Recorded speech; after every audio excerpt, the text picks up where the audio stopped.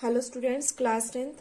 आज हम करेंगे एक्सरसाइज 8.1 क्वेश्चन नंबर 1, जिसमें हमें दिया है in triangle A B C right angled at B. यानी कि हमें एक ऐसी ट्राइंगल लेनी है जो राइट एंगल्ड है बी पे।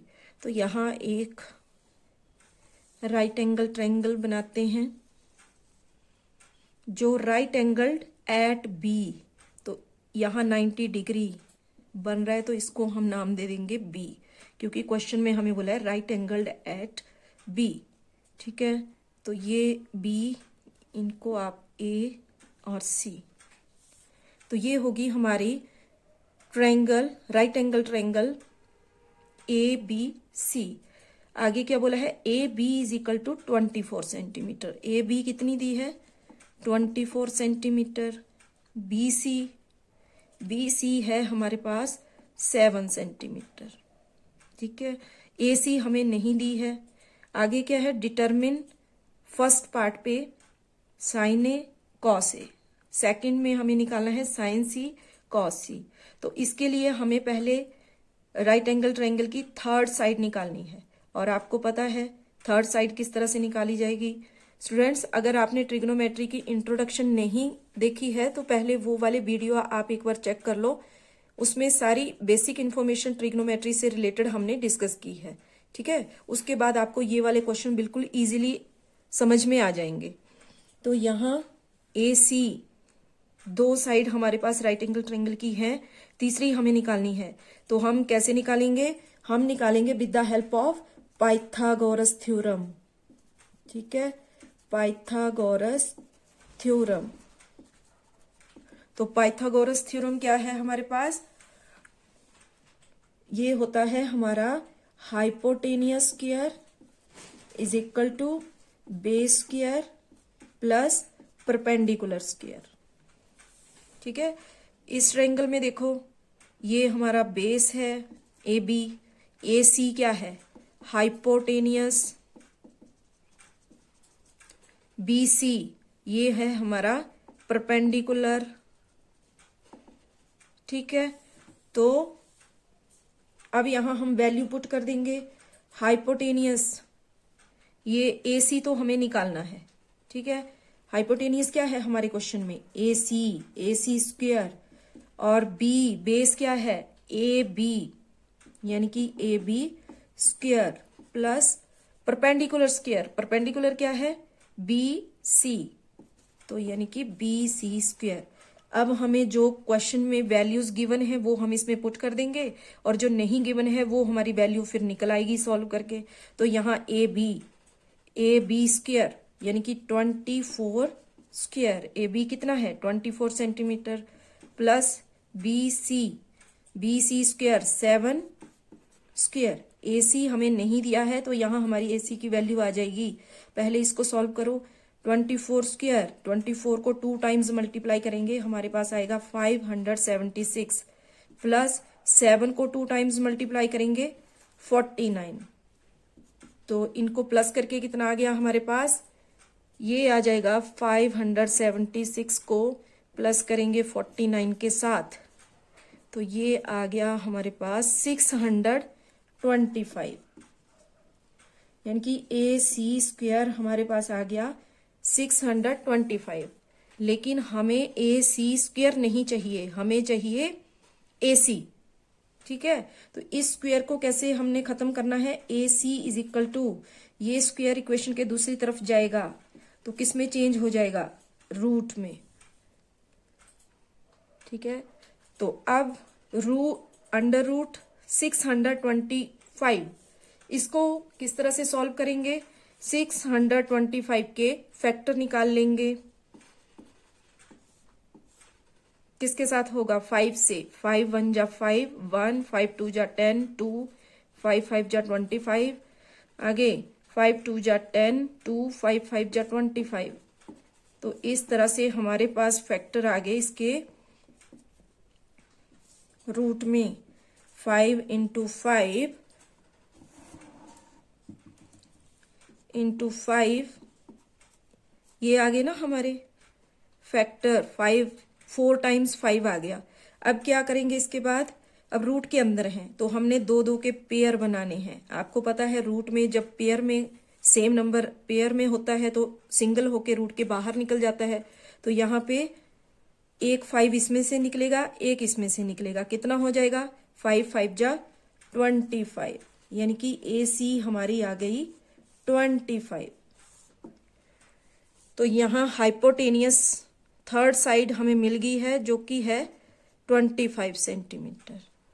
ठीक है, अब देखो क्वेश्चन में हमें क्या है, फर्स्ट पार्ट में हमें क्या बोला है, फर्स्ट पार्ट में हमें दिया है फाइंड डिटरमिन करना है साइन ए कॉस ए। तो फर्स्ट में देखो, फर्स्ट पार्ट में साइन ए कॉस ए, तो साइन हमने इंट्रोडक्शन पार्ट में एक ट्रिक देखा था जिसके हेल्प से हम ट्रिग्नोमेट्रिक रेशोज को लर्न कर रहे थे। क्या था वो, पंडित भद्री प्रसाद अपॉन हर बोले। ठीक है, तो यहाँ फर्स्ट वाली रेशो किसकी है, ये पहले साइन आता है फिर कॉस फिर टेन। तो यहाँ फर्स्ट वाली हमें क्या निकालना है, साइन ए। साइन ए ये है हमारा साइन ए, ये एक्यूट एंगल है ए और सी।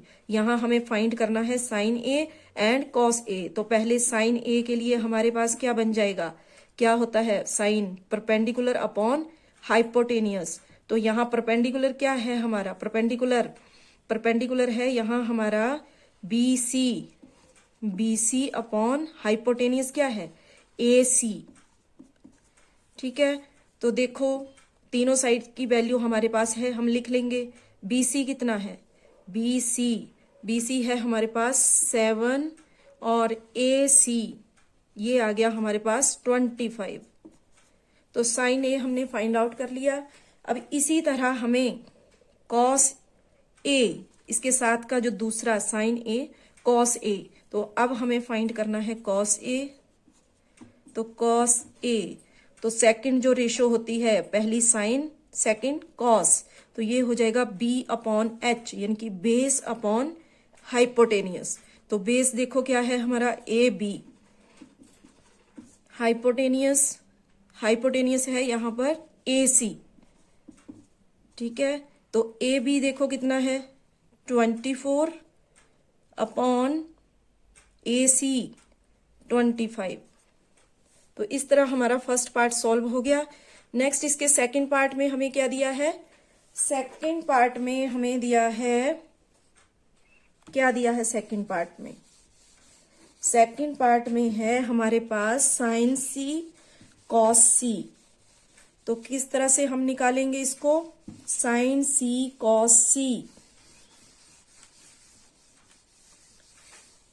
साइन C और कॉस C। सेकंड पार्ट में देखो इसका, पहले हम साइन C निकालते हैं।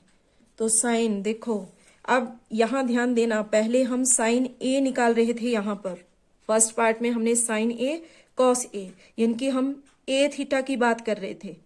अब हमें साइन A की बजाय साइन C निकालना है। तो अब हमारा थीटा चेंज हो गया, पहले A था अब C है यहाँ।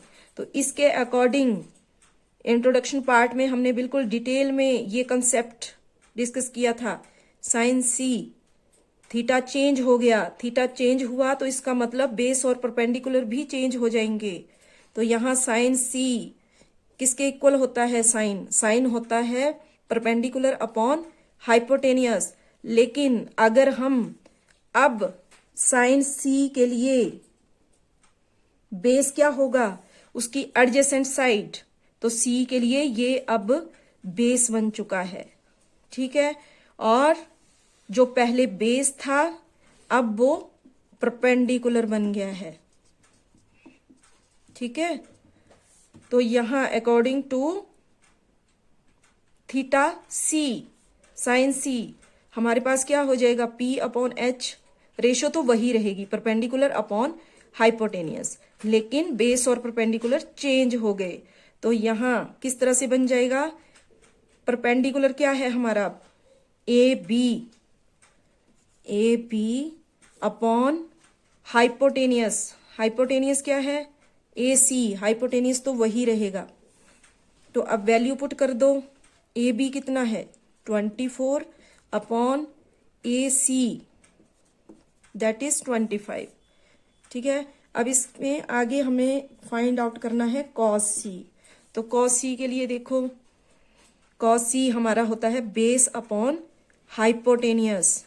तो बेस क्या है, बी सी अपॉन हाइपोटेनियस है ए सी। तो बी सी कितना है 7 सेंटीमीटर अपॉन ए सी ये है 25 सेंटीमीटर। ठीक है, तो ये निकल गया आपका साइन सी और कॉस सी। हमें थीटा का ध्यान रखना है। जब आपसे साइन ए पूछा था तो हमारा थीटा ए यहाँ पे